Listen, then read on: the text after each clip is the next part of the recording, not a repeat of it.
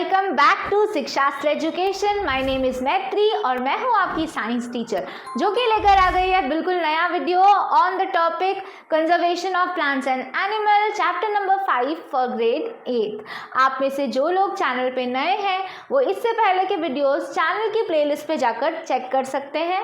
इसके अलावा आप प्लीज़ चैनल सब्सक्राइब कीजिए, बेल आइकन को क्लिक कर लीजिए ताकि आपको हर वीडियो के अपडेट्स मिलते रहें।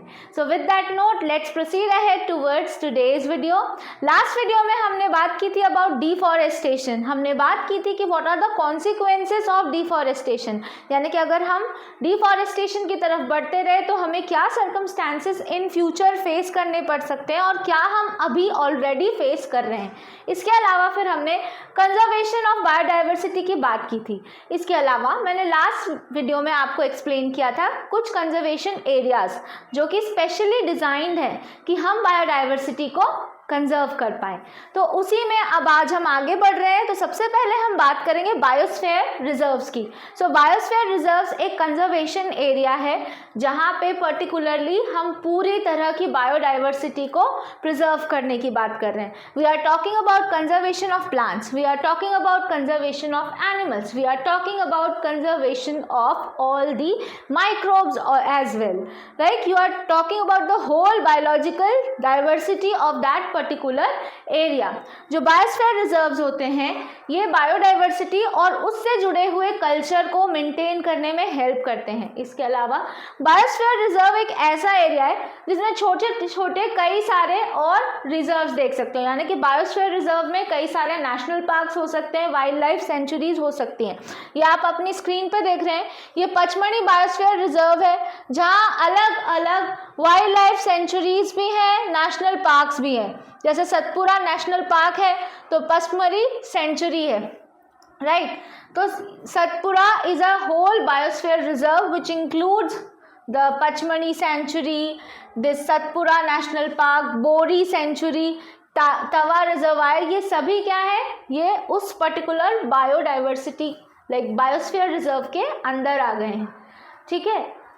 यानी कि बायोस्फीयर में आप प्रिसाइसली किसी प्लांट की बात नहीं कर रहे हैं, किसी एनिमल्स की बात नहीं कर रहे हैं, आप पूरे बायोलॉजिकल सिस्टम की बात कर रहे हैं, यानी प्लांट्स, एनिमल, माइक्रो ऑर्गेनिज्म, सभी चीज़ों की, ठीक है। अब हम बात करते हैं फ्लोरा एंड फौना की।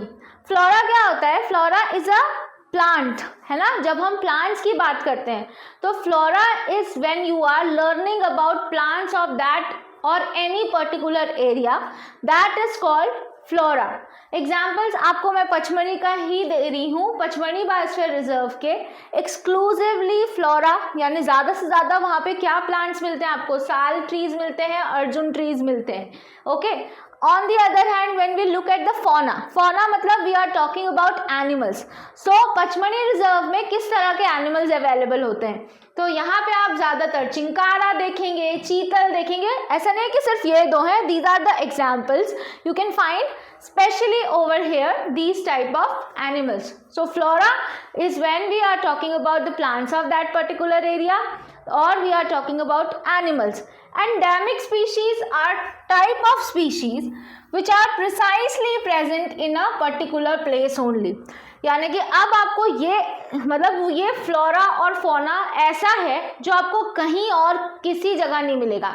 जैसे पोलर बियर्स, मेरा मन है पोलर बियर्स देखने का, तो क्या आपको लगता है कि पोलर बियर्स मैं यहाँ अपने सिटी में अवेलेबल करा सकती हूँ? बिल्कुल नहीं करा सकती। क्यों नहीं करा सकती?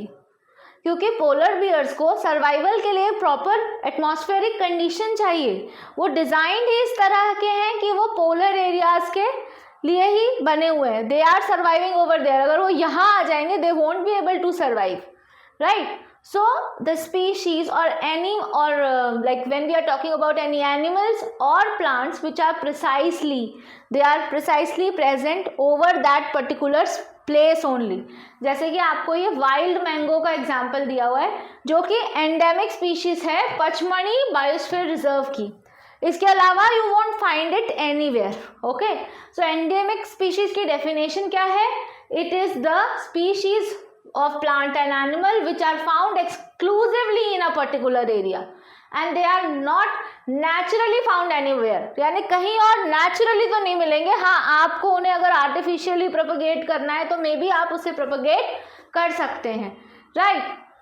सो एंडेमिक स्पीशीज को हम जूज में लेकर आते हैं, जैसे कहीं कहीं आपको ऑस्ट्रिच कैंगरू देखने को मिलेगा, पर कैंगरू बेसिकली प्रिसाइसली ऑस्ट्रेलिया की एंडेमिक स्पीशीज है, राइट। तो हम हमारे लिए लेकर आ तो सकते हैं उन्हें कि हम उनको देखकर, लेकिन उसके लिए हमें उन्हें वो पूरा एटमॉस्फेयर आर्टिफिशियली क्रिएट करके देना पड़ेगा, है ना, और naturally they are not available, ठीक है। तो वो था फ्लोरा, जो आपने वाइल्ड मैंगो की बात की थी, तो वो था फ्लोरा। अगर मैं फौना की बात करूं तो बाइसन, इंडियन जाइंट स्क्विरल, ये जो है फ्लाइंग स्क्विरल, ये एंडेमिक स्पीशीज है, ठीक है। अब किसी भी तरह का डिस्ट्रक्शन अगर हम इन सभी स्पीशीज के हैबिटेट्स यानी कि जहाँ वो रहते हैं उसमें करेंगे, तो आपको क्या लगता है, क्या ये स्पीशीज सर्वाइव कर पाएंगी? आपको लगता है क्या कि अगर हम जिस घर में रहते हैं, हम जिस एरिया में रहते हैं, अगर हमें अचानक से कहा जाए कि अब आप यहाँ नहीं रह सकते, ये पूरी तरह से ख़राब हो चुकी है जगह, फिर आप किसी भी नई जगह में जाएंगे, क्या पता आपको वो सूटेबल एटमॉस्फेयर मिल रहा है या नहीं, है ना। उसी तरह से जो एनिमल्स थे उन्हें पुराने टाइम पे जिस तरह की एटमॉस्फेरिक कंडीशन मिलती थी, because of changing in the environment, है ना, वो उस पर्टिकुलर एटमॉस्फेरिक कंडीशन से दूर होते गए। जब ये एटमॉस्फेरिक कंडीशंस अवेलेबल नहीं हुई उन्हें, तो धीरे धीरे करके वो ख़त्म होने चालू हो गए। And now some of them are standing on the verge of extinction and some are already extincted. So the one which are no longer there on the biosphere, they are not available here on earth, they are called the extinct species, right? And the ones which are on the verge of extinction, you call them endangered species. लेकिन इन endangered species को हमें बचाने के लिए हम छोटे छोटे steps लेते हैं। अब स्पीशीज टर्म जो मैंने आपके लिए यूज़ किया है, तो वो क्या है, ये स्पीशीज जो टर्म है ये स्मॉलेस्ट यूनिट है क्लासिफिकेशन की। स्पीशीज वो ग्रुप ऑफ पॉपुलेशन होते हैं जो आपस में ब्रीड करके पॉपुलेशन को बढ़ा सकते हैं, right. They are the group of population which are capable of interbreeding, है ना। Now this means that the member of the species can produce fertile offspring with their other members of the same species. Okay, it's the smallest unit of the classification. This is the additional knowledge for you all. Now, as I told, like I was talking about that there are many of the animals and plants which are on the verge of extinction, यानी कि वो ख़त्म होने की कगार पर हैं। लेकिन क्या आप उन्हें इतने आसानी से ख़त्म होने दे सकते हैं? Are you ready for the loss? क्या आपको लगता है कि अगर आप एक स्टेप अपनी तरफ से उठाएंगे तो क्या आप इन्हें बचा नहीं सकते? जैसे कि प्लांटेशन, अब डिफॉरेस्टेशन हो रहा है, तो on the other hand we are promoting Van Mahotsav, ठीक है। हम वन महोत्सव क्यों सेलिब्रेट करते हैं? ताकि हम रिफॉरेस्टेशन प्रमोट कर पाएँ, राइट। उसी तरह से अगर एनिमल्स एक्सटिंक्ट हो रहे हैं, प्लांट्स एक्सटिंक्ट हो रहे हैं, तो उन्हें कंजर्व करने के लिए हम छोटे छोटे स्टेप्स ले सकते हैं। जैसे these wildlife sanctuaries, they are meant for conservation, they are meant for the conservation of plants and animals. Here in the wildlife sanctuary we are reserving forest, okay, so that it can be prevented from poaching and hunting. In these areas people are only allowed for grazing their livestock, or they can collect some medicinal plants or firewoods, wood which are already suitable for fire, only that. More than this, the activities are not allowed in these wildlife sanctuaries, because यहाँ हम पूरे forest का conservation कर रहे हैं। Now, let's talk about national park. National parks क्या होते हैं? नेशनल पार्क्स पर्टिकुलरली ये भी एरिया है, ये एक कोशिश है जिसमें हम अटेम्प्ट कर रहे हैं एनिमल्स और प्लांट्स को कंजर्व करने की। लेकिन नेशनल पार्क्स में ह्यूमन एक्टिविटीज़ अलाउड होती हैं। हम नेशनल पार्क्स में सफारी वगैरह करने जा सकते हैं आराम से, ठीक है। जैसे कि आपको पता ही होगा कि हम नेशनल पार्क्स में मेरे एरिया में अगर मैं जाऊँ तो like Satpura is the biosphere reserve which is coming under my state, or one we have is the national park which is present in my city. So let me know in the comment box कि आपकी city में कौन सा national park है या क्या आप किसी बायोस्फीयर रिजर्व के अंदर आते हैं, राइट। सो चलिए आगे बढ़ते हैं, कुछ फैक्ट्स देख लेते हैं। आपको पता है कि पहले के ज़माने में लोग जो रहते थे वो शेल्टर्स में, जो रॉक शेल्टर्स में रहते थे, उसमें कार्विंग किया करते थे, और उन रॉक कार्विंग्स की वजह से, जो कि कहाँ है, सतपुरा नेशनल पार्क्स में है, ये एविडेंसेस हैं। यानी कि जो नेशनल पार्क्स जो रहते हैं, they are not only conserving the wildlife or plants or any microorganisms, they are also preserving the historical things, right?